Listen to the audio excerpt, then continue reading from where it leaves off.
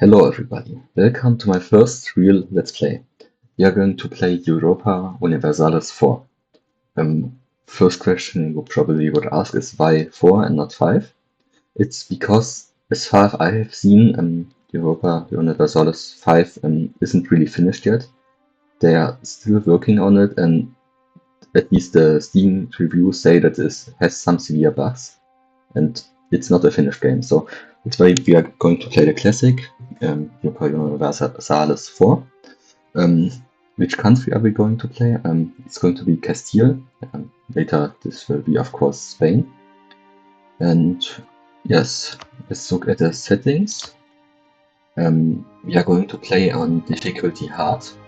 That is because normal, of course, I think it would be kind of boring. It would be too easy. The AI would just roll over when we fight them. And very hard is, at least in my experience, the AI, even tiniest countries, just roll over you and have no chance. So I will try a compromise hard, and yes, let's see how this goes. Lucky Nations, I left it on historical, is because we are going to play Spain, and the historical strong nations are France and England, for example, and I of course want them to be our rivals and to have some opponents, because I don't care if some random duchy in Germany would benefit, so we are going to leave it on historical. Yes, otherwise I left everything on the basic settings. Yes, regarding random new world, I left that option off. We're going to play with a historical new world. And yes, that's all with the settings. Regarding my playstyle, I don't really want to do this power gaming stuff that you often see on YouTube. I don't like if you reduce this game on just painting the map. It takes all the fun out of it. So yes, I want to instead try a bit more role playing. So we are going to play as a nation. We are going to fight our rivals, for example, the other nations that are trying to colonize the new world, instead of just painting the world. For example, we are going to also wage wars, not to annex all of southern France, but just to weaken them, to take some money, to just show superiority, to put them down, like most historically done. Yes. Otherwise, I also set some concrete rules. So it isn't just this abstract "we won't paint the map" thing. For example, regarding expansion in Europe, I don't want to expand outside of today's Spain's borders. So we are going to stay on the Iberian Peninsula, and yes, I know that historically Spain also conquered parts of the Netherlands or southern Italy. If that happens, maybe we will release them as vessels, or I don't know what I will decide, but I will try to keep it small, our empire, and not expand everywhere. Yes. Otherwise, regarding expansion, I also want to limit expanding too much into Africa. I've seen that the Spanish AI does that. You just conquer all of Africa, and then build huge armies with their 500 provinces that they've got there. I think that's a historic. Africa hasn't been colonized until the 19th century, or at least the central parts of Africa. So I won't do that. Of course, I will try to go along the coast, get to Asia, maybe we'll conquer the Philippines, something in that direction. But I won't go into the center of Africa.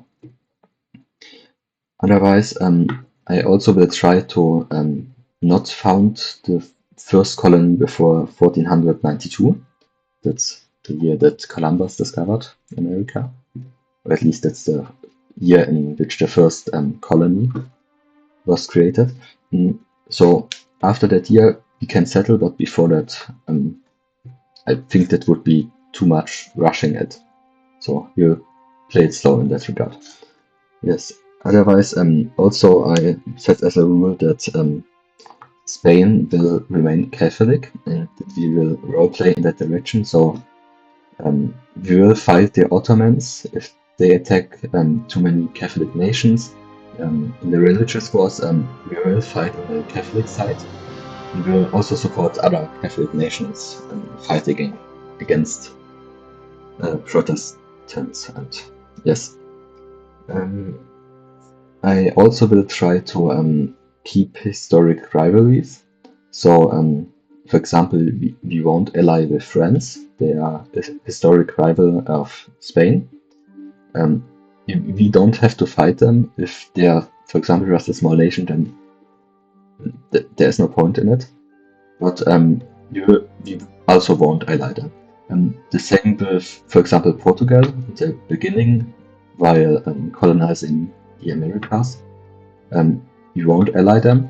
And later in the 16th, 17th century, when the Spanish-English rivalry began, we also won't ally them. In the beginning, also the Ottomans will play a role. Yes, we'll try to oppose them. Yes, as goals,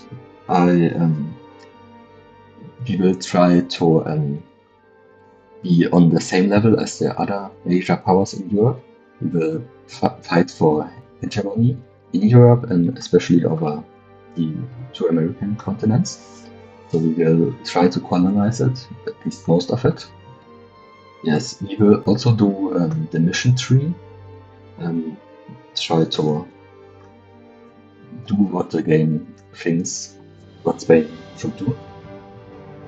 Yes, at the end, I also want to say how this let's play will probably go. In the beginning, the biggest topic is probably going to be to unite Spain. After that, we are going to settle America, and yes, we are going to fight the major powers over this continent. And after that, I don't know how long this let's play will go, if it goes until the late game or we're going to end it like 1700 or 1600 or something like that. So I can't really predict what's going to happen in the late game, but at least the early game is kind of narrowed down. So yes, that's it with the introduction. I hope you liked the idea. If you have any ideas or something to add, you can write it in the comments. I hope I will see you in the next video tomorrow. So until then, bye.